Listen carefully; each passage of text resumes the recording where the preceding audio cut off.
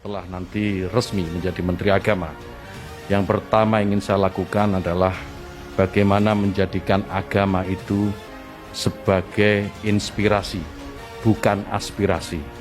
Artinya apa? Bahwa agama sebisa mungkin tidak lagi digunakan menjadi alat politik menentang pemerintah maupun merebut kekuasaan, atau mungkin untuk tujuan-tujuan yang lain.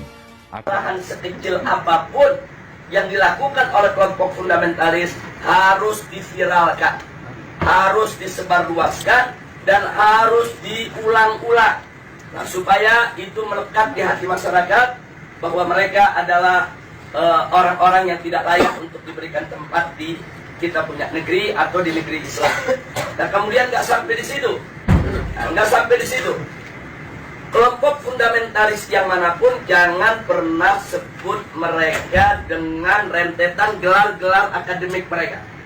Nggak boleh.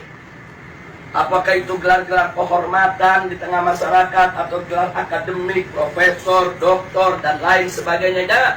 Cukup sebut namanya aja untuk mengopinikan di masyarakat bahwa kelompok fundamentalis itu kuper, bodoh, tidak berpendidikan, tidak punya gelar, nggak ngerti dunia akademik, dan seterusnya. Jadi cukup sebut nama mereka, tidak perlu diberikan embel-embel yang lainnya. Nah, kemudian nggak sampai di situ. Jadi masih banyak lagi yang mereka lakukan apa yang kita alami saat ini di kita punya negeri. Nah, bagaimana para habaib, para ulama kita, bagaimana tokoh-tokoh kita di Majelis Ulama Indonesia, yaitu mereka kecilkan, mereka recehkan, mereka hina-hina, bahkan mereka mencoba mencari kesalahan-kesalahan, bahkan kalau nggak ada kesalahan, ya buatlah fitnah-fitnah yang bisa diterima oleh masyarakat tentang mereka. Dan ini akan mereka lakukan terus. Jadi artinya bagaimana cara menghabisi kelompok fundamentalis? Satu, kerdilkan mereka. Dua, jauhkan mereka dari masyarakat. Kemudian ketiga, yaitu bidik daripada para tokohnya. Kalau bisa dirangkul, dirangkul. Kalau nggak bisa dirangkul, dipukul. Bisa dipeluk, nggak bisa dipeluk, digebuk. Nah, jadi ini yang mereka lakukan.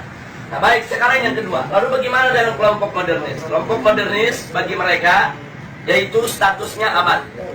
Bagi mereka statusnya aman.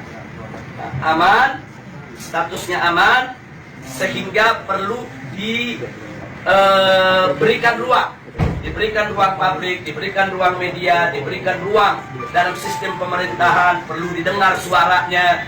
Dan kalau ada dari mereka yaitu punya kesalahan, tutup itu kesalahan, jangan diviralkan. Kalau mereka melakukan kebaikan, sekecil apapun kebaikan, maka itu harus diviralkan dan harus disebarluaskan. Dan penyebutan nama mereka harus lengkap dengan segala macam rentetan gelarnya, gelar kehormatannya, dan seterusnya, dan seterusnya. Jadi posisi mereka dianggap aman. Nah, kemudian yang ketiga, kelompok liberalis. Kelompok ini mereka berikan status sangat aman. Nah, kenapa diberikan status sangat aman? Karena kelompok ini bukan hanya sekedar dianggap kawan, tapi sudah dianggap sebagai antek. Beda kawan dengan antek.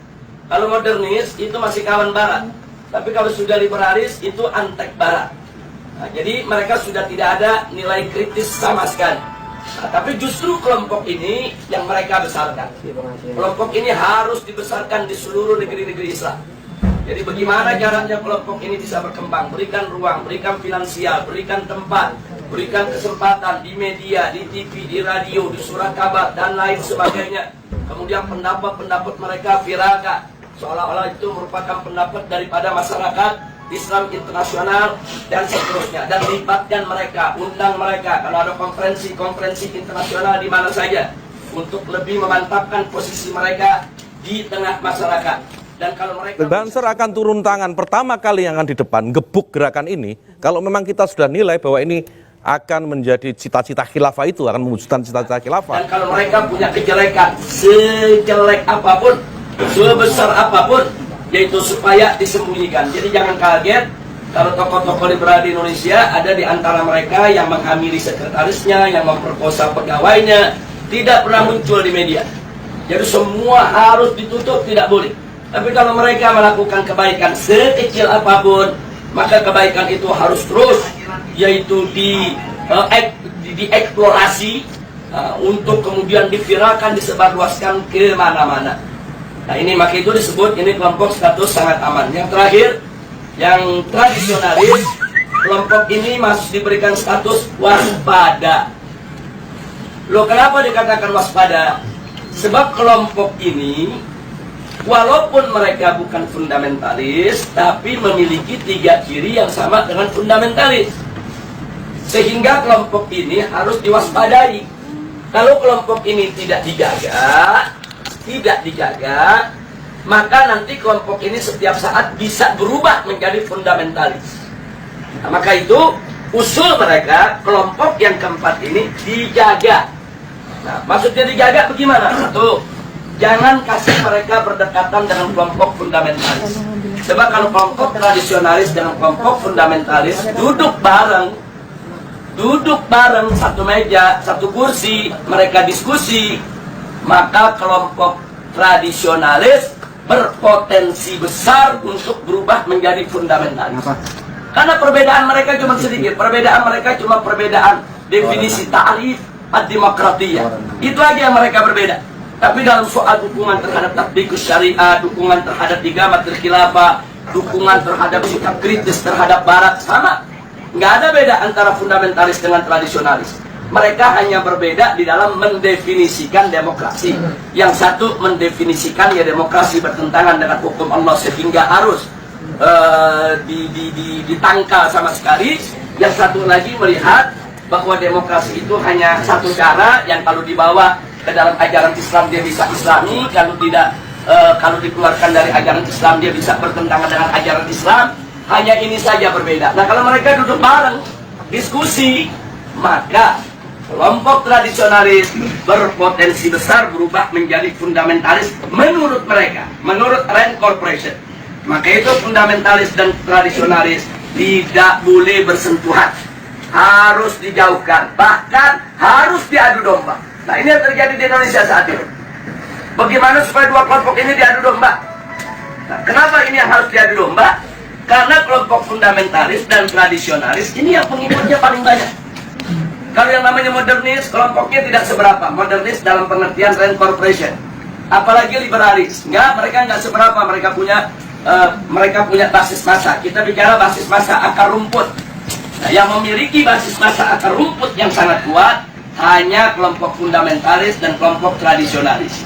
Maka itu kalau ini bersatu, ini akan menjadi satu kekuatan umat Islam yang maha dahsyat, yang bisa merontokkan kekuatan mereka, sehingga mereka akan melakukan berbagai macam upaya bagaimana dua kekuatan ini untuk tidak bersatu. Nah itulah sebabnya aksi 212 di mata mereka ini merupakan persatuan antara fundamentalis dan tradisionalis. Dan mereka sangat panik, mereka sangat kalap, karena yang masuk dalam aksi 212 itu dari semua elemen umat Islam. Apapun organisasinya, apapun partai politiknya, apapun mazhab pemikirannya, mereka datang, mereka tidak tanya Anda NU, Anda Muhammadiyah, Anda FPI, enggak. Mereka nggak nanya Anda P3, Anda PKS, Anda PKB, enggak. Mereka nggak nanya. Mereka nggak nanya mazhab, Anda Syafi'i, Anda Hambali, Anda enggak. Mereka nggak nanya Anda ini termasuk yang Aswaja, yang Wahabi, atau yang Salafi dan lain. Enggak ada. Mereka hanya tahu Anda Muslim, saya Muslim, kita datang untuk bela Islam. Justru ini yang menakutkan musuh. Nah karena ini membuat mereka panik dan mereka kalah. Akhirnya semua tokoh-tokoh yang terlibat dalam aksi 212 mereka kriminalisasi. Sebagian ada yang dimakarisasi, sebagian ada yang diterorisasi, sebagian ada yang dikriminalisasi. Yang diterorisasi umpamanya Ustadz Bakhtiar Nasir, dikait-kaitkan gerakannya dengan ISIS, dengan sumbangan untuk teroris dan lain sebagainya. Ini namanya terorisasi. Nah, sedangkan makarisasi seperti Kiai Khattab, Muhammad Al-Khattab yang saat ini ditahan dan dipenjara.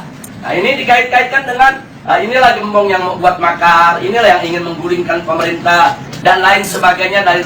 Ini namanya makarisasi. Nah, sedangkan kriminalisasi aneka ragam tindak yang dianggap pidana itu dinisbahkan kepada para aktivis kita.